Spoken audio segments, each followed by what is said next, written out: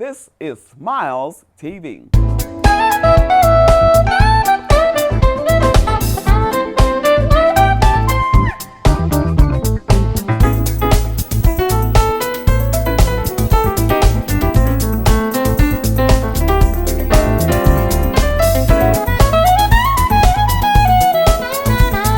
Welcome to Smiles Television Talk Show. I'm your host, Stephanie Anthony Miles, and thank you for tuning in to this special broadcast in honor of Mr. Richard Claxton Dick Gregory.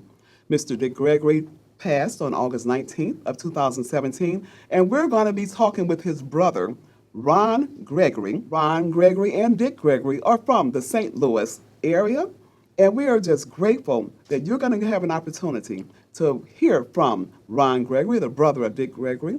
Ron is a former teacher, mentor, positive role model in the St. Louis area for youth, and has been for the past 5 decades.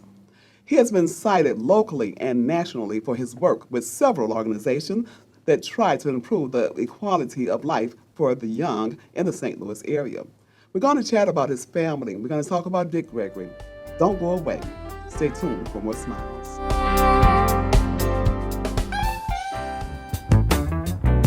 I wanted to create an atmosphere where you can come in, socialize, listen to good music, let all your worries go. People are friendly. The setting is just so relaxing and beautiful, the design. Good food, good music, and you have a wonderful time. We have an artist coming up on the 27th, Warren. I heard he has some beautiful pieces, so man, we're kind of excited about that. I care about people. To bring people together and have a good time, that's my mission in life.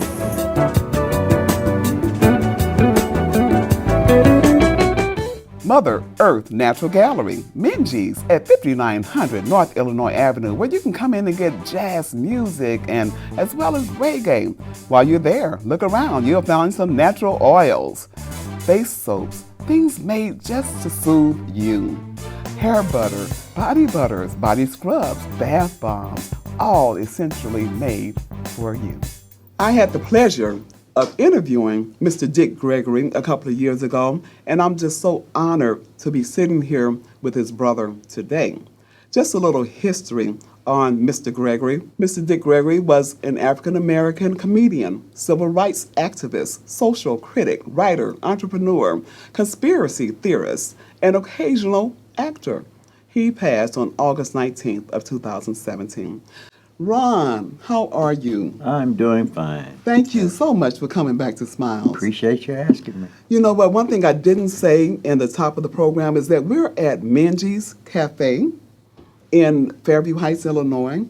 And I want to thank you for joining us with Gloria Lewis Lockett, who's the owner of this cafe. She says she's just so honored that you chose to meet in this location. When I showed up, I was just amazed at how this place looks. And it's got to be successful. It is beautiful. She's lovely setting. She's a very gifted, talented young woman, and I believe God is really blessing her. Let me ask you this: how are you doing as a result of the passing of your brother? I'm doing fine. I mean, that brother of mine has been out in the world, like you say, for over 60-some years, doing what he been doing with his activism and athletics. And it was amazing when he died and people started calling us with condolences. And we found out that in many cases on the calls, we had to offer condolences to console the caller, because we had people calling and crying and talking about, what Dick has meant to them over the years, the fact that they felt that he had championed the cause, and the fact that he was out there on the scene always made them feel good and everything. And now they feel that not just America, not just African American people, but they feel like the world has lost And you know a what? leader. And they are right, and that has to be touching to Oh you. yeah, it was calls and cards and plants and things. But like I said, I felt like consoling them because when they talked about the caliber person they felt like they had lost, uh, and I said, hey, I understand. We, our family had learned to get along without the brother because he was gone. But in your case, you people were waking up, turning on YouTube and all the different channels and things, listening to what he was saying on a daily basis on radio talk shows. And all of a sudden, you wake up one morning wanting to listen to him on one of the cable radio shows and to find out that in the middle of the night he passed away. The best place to see the solar eclipse in the Midwest was in Carbondale. Right. Okay. That's right. There was a full eclipse in Yeah. Carbondale. In Carbondale. And some years ago, Carbondale called Dick Gregory their favorite son. On the 19th, they lost their favorite son. And on the 21st, the world, for a brief period, lost their complete son. Right. It was the 21st. Right. So it was a couple of days And- later. and like I said, Carbondale was his area where he, ran track and began to. Actually, that's when he began to go on in the national stage. When he started running for SIU, he got a scholarship to go there to run track because he was African American who became the first to win the state mile and state cross country championship. And in the process, he had to go through all kinds of obstacles at the time because they didn't allow blacks to run in the state meets with white athletes. And he got uptight about it because he's running all this fabulous time in high school, but it's not being recognized because they're only recognizing the times of meets where the white runners were running in. So he pushed for that when he was in high school. He pushed for the against the overcrowded conditions because in St. Louis they had 11 high schools, and of the 11, 8 were for white only, and 3 for African Americans. And the conditions were just as overcrowded, and the students in the 3 schools got uptight and said, yeah, we're just going to walk out. And Dick said, well, wait a minute. There has to be a purpose for our walkout. So you think that's where that activism Yes. really started? And rather than saying we're just going to walk out of school, what we're going to do is some of the students, we're going to come out at a particular time, and then we're going to march to the second African American school, which was Shoshone, and pick up their students, and then we're going to march to the third African American school, which was Washington Technical High School. And then once we get all of us together, then the march will be to the Board of Education. And they had a public high school league, athletic league. And the St. Louis Public High School Athletic League were only for the 8 white schools. We were not part of that. And part of the stuff that he did push for that. And I came in, he graduated from high school in 1952. I came to high school in 1953. And a lot of the different barriers that he had to go through were gone. The only one that was left had to do with the public high school league. So actually, both of you actually have lived through different eras and have seen so much change Right. over the course of time. So one of the things that I found incredible is that he had an opportunity, and you have had an opportunity to fight through some of the racism over the course of years, and then find yourselves witnessing an African American president. And Mr. Gregory himself, he made sure I knew that he was the first African American to officially run for president. So, what are your thoughts on that? It was just amazing that he would have the insight to take on something like that and decide, okay, through the elimination process, blacks could be eliminated from the actual race. So then what he did is, rather than get in the preliminaries, he came in as an independent candidate, which meant it guaranteed him that he would be on the ballot. And he went all over the country campaigning as the president of the United States. Wow. But the beautiful thing is that he lived long enough to see America actually elect their first African American president in Barack Obama. And it was quite an ordeal. Tell you what, we're going to need to take a quick break, and when we come back, we're going to continue to talk about Mr. Dick Gregory. We're sitting here with his brother, Ron Gregory. Don't go away. Stay tuned for more Smiles.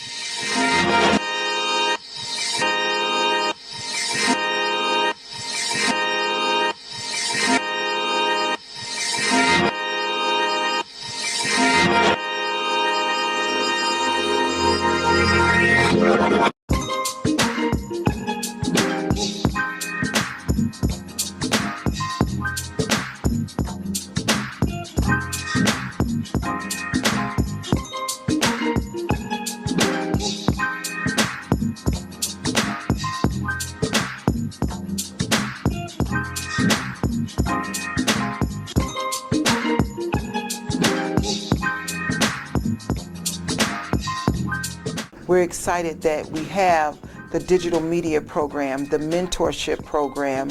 We have homework help and test prep here at Impact. Welcome back to Smiles TV Talk Show. I'm sitting here with Ron Gregory, who is the brother of the legendary Dick Gregory. And Ron Gregory is actually a legend in his own right because he's also a comedian and activist. And just share with us as we discuss the Gregory family. Growing up in a home with Dick Gregory, and I think I've asked you this on the last show, what was it like to grow up with him? He was a funny guy through his whole life. He was a big athlete. When he was a kid, he sold newspapers and became an award-winning newspaper guy. All of us had to do something to sort of help my mom, because she had 6 children, and my dad left early in our life, and so everybody had to pitch in. I think with the exception of me. She thought I was always too young to go out and work. So you're the baby brother? I'm the baby. At 79, I prefer being said I'm the young. Just something about being in your 70s, getting ready to be 80. The word baby doesn't kind of hit right. Okay. Yes, sir. If we may, can we talk about his actual passing and maybe the call that you got and the impact at that moment? Talk a little bit about, had he been ill prior to passing? Dick, in all stretch of my name, just literally wore himself out. His schedule, he was doing anywhere from 200 to 240 interviews, appearances, lectures a year. He had maintained a schedule at the age of 80 that he had when he was in his 30s and 40s, and it was just too much. He did all these fasts. Anytime somebody would call him for an interview, he would be there. At one time in Chicago, there was a demonstration. This was in the 60s. There was a demonstration against the Chicago Board of Education. And they asked him if he would participate because he had spent a lot of time in Chicago. At the time they asked him, he was actually doing a 2 weeks engagement in San Francisco at I think a place called the Hungry Eye. And he agreed to demonstrate. So he would perform in San Francisco in the evening time, when the show was over with, he had booked a flight. He would fly to Chicago, participate in the demonstration during the daytime, Oh my goodness. and then get on a plane and fly back to San Francisco. And he did that for a full either 2 or 3 weeks. You know what? I believe you because if you remember when we taped the show with Dick Gregory in East St. Louis, you were there, and we started at about 10 o'clock at night, and we didn't get out of there until the sun was coming up. He was not tired. I was I tired. know you and I were practically dead on our feet. And I said, well, maybe I should have been on that bohemian diet. Yeah. Maybe I would have had a little bit more. And he seemed to energy. be the one that was fresh at all times. But Right. it just the wear and tear on the physical body. And at no time did he, like most of us, will take a week's vacation or 2 weeks vacation. That was never the case of him. He just kept going and he kept going and kept going. But, like people said, if a baseball player could die playing center field, or if a football player could die catching the final pass or running a touchdown, they would just say that's the greatest thing that could have ever happened. And then Dick Gregory, he actually died on the battlefield. Wow. He was. And speaking of how he passed, so lead us to that day. Lead us up to that. He had come in from an engagement, I think, out in California, and he was scheduled to go back for 3 more dates, and he just couldn't make it. He was just worn out. His equilibrium was off and all like that, so he was hospitalized. So they canceled 3 engagements. But the talk was that they thought he was coming along, and after 2 or 3 days, he would be back on the road again. When he died, the night of August 19th, they had to immediately cancel 3 more engagements. I'm not 3 more, 10 more engagements. That's how tough his schedule was. Oh, my That he had goodness. canceled 3 and had 10 more lined up. That also had to be canceled because of the illness. And so you have some services planned, and I'll be honest with you. When you first told me that you weren't going to have anything immediately, I wondered why are they waiting maybe a little while to the middle of September? I think around the 14th or 15th. Yeah, they probably because things were so hectic with his schedule and family and everything, that they didn't want to just rush in and have something and not do him the type of justice and honoring him the way he should. So it had to be planned. So as of now, my understanding is that the funeral will be either 3 or 4 days in Washington, D.C. I know it's the 16th, the 17th, and the 18th, and maybe the burial will be on the 19th. That's all scheduled in Washington, D.C. Okay. But there will be 3 or 4 memorials scheduled. One, Washington University in St. Louis is scheduling a memorial, and tentatively the date is October the 14th. The St. Louis Board of Education and the Alumni Association and the Sumner group in St. Louis is planning a memorial around his birthday, which is October the 12th. And I understand that they have gotten permission from the city of St. Louis to declare Thursday, October the 12th, Dick Gregory Day in the city of St. Louis. And there's one more that's in the work that we know of in the St. Louis side. And as you know, I just got through talking to the young lady who... Right, Gloria Lockett of Menzies Cafe. Menzies Cafe, that there's a possibility that we will get together and possibly have one on the east side right here at this beautiful restaurant that she's opened up, because I think if Dick was alive and had come in here and seen this, in order to get him out of here before a 24-hour period, you'd have to drag him out here kicking and screaming. And I'm going to tell you something. Gloria, the owner of Menzies Cafe, she was actually supposed to come to the first taping, but she does so. Her schedule is kind of like Dick Gregory's. So she just wasn't able to make it. So this is such an honor and a great thing that we're here. And as a matter of fact, let me let you know that we are at 5900 North Illinois Avenue in Fairview Heights, Illinois, Minji's Cafe. The owner is Gloria Lewis Lockett, and she is a native East St. Louisan, my homegirl. So, Ron, is there anything that you would like to make sure? What are some of the things? I know there's a lot, so I can't narrow it down to one thing. What are some of the things you want to make sure that we remember about Dick Gregory? First of all, he was a world-class entertainer, comedian, and he was a political satirist.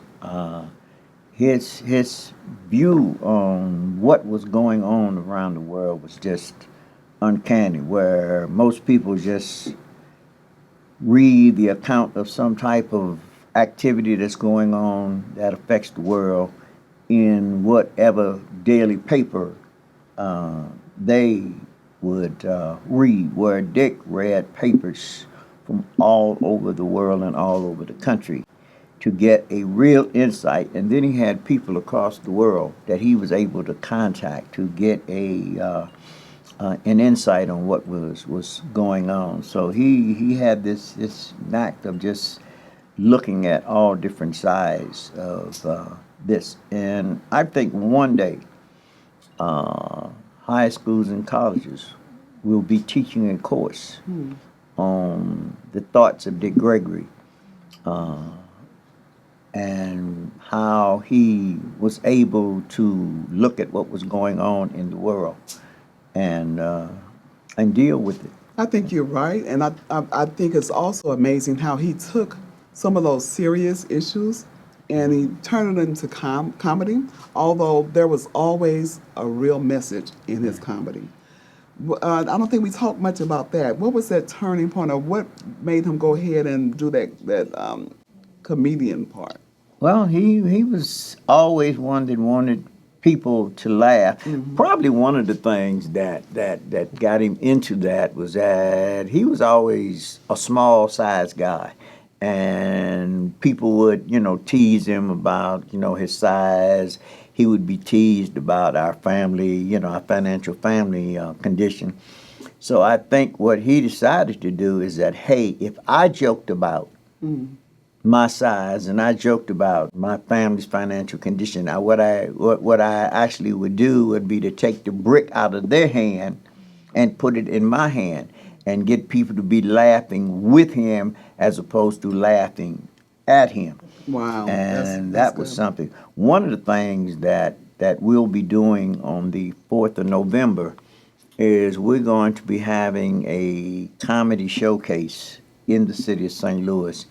And it's dedicated to Dick Gregory. Mm-hmm. And we'll be using some up-and-coming young comics to spotlight, and it might become an annual thing called the Dick Gregory Classic. Wow. But this is spotlighting the comedy side of Dick Gregory, because he became such a political satirist that a lot of people didn't even realize. They've been listening to this guy for 20, 25 years and didn't realize that he had been a comic, and he was one of the first ones who was allowed to grace the white stages, right, and be a stand-up comic, as opposed to what they used to make black comics do, is be more like a clown or a buffoon, where, just like the Harlem Globetrotters and the black baseball players had to wear the big shoes and the big, huge gloves, and, just they added that clown bit in it because that's what they wanted to make the world think, that our race was a group of clowns. You know what? When we were talking with Dick Gregory before, he brought a lot of materials with him that had dates on them. There was some information that appeared to be printed prior to the actual event. How did he come across such information? with people all over the world willing to gather information and sending it to him before it had even Happened. hit the papers. Right. And he had contacts all over the world. I mean, people all over the world would send him information because they know he would get it out, and they also knew that he had credibility about what he said. If somebody sent something to him and he read it and he did some research, and if it wasn't credible, he would can it. On the other hand, if somebody sent something to him and he checked it out and found out that it was something really going on, but that people didn't want to talk about it, then he went on the air, like the 40-ounce malt liquor, which was crazy because a 40-ounce malt liquor has been measured to be equivalent to 5 shots of hard alcohol. I did not know that. Yes. Not that I drink 40 ounces, Yeah. but I did But not know that. you think that when somebody is drinking a 40-ounce bottle of beer, he has to drink it while it's cold. So the window for a chilled bottle like that is probably maybe 10 or 15 minutes at most. So a guy is drinking a 40-ounce bottle of malt liquor in 15 minutes. On the other hand, nobody in their right mind would try to sit up in a bar and drink 5 highballs in that short period of time. The other thing is that there's some chemicals in malt liquor. One of them is called manganese, and they know it's been discovered that manganese has an effect on the brain, and if you consume enough of it over the period of time, it will almost make your mind immune to vicious things that you do. Well, you know what? Our time is running short, and I really hope that we can do some more later because you said you will always come back to Smiles TV. All right. But in wrapping up, what's next for you? Where are you headed? We'll be going to Washington, D.C. for the Dick's funeral, and they will be involved in the various memorials that will take place in St. Louis. There's been a talk about a statue being erected somewhere in St. Louis to honor him. And like I said, on the 4th of November, at the Black Historical University of Harris Stowe, we're having a comedy showcase with a bunch of young comics that will be on the program for him. I just declared myself a comic again. Okay. Shortly after Dick died, I told everybody I wasn't a comic because, it seemed like people died in threes, and Dick died, and the next day Jerry Lewis died, and we was all waiting for who was going to be the third comic, so I took myself out the running. Okay. I'm not going to be a comic. And after the third guy passed, then I came back and said, okay, I'm back in the round being a comic again. Well, I want to thank you again. Can I get a hug from you, please? Oh, yes, God yes, bless yes, you and okay. keep you and your family.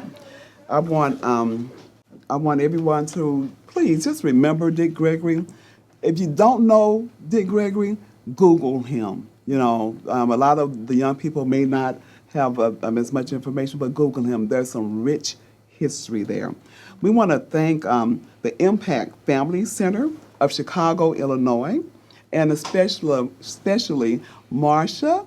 Marsha, thank you for everything. Thank you for your support. And we'll be hearing more about the Family Impact Center, the Impact Family Center, which is in Chicago, Illinois. Stay tuned for more Smiles episodes. We're going to try to do some follow-ups later on as we go forward. Mr. Gregory said that he wanted to do some things at the Menji Cafe, where we might have some more memorial activities for Mr. Dick Gregory right here in our immediate metropolitan area. I want to thank Faye Donzadella for your support. And just keep smiling. And remember, only what you do for Christ will last.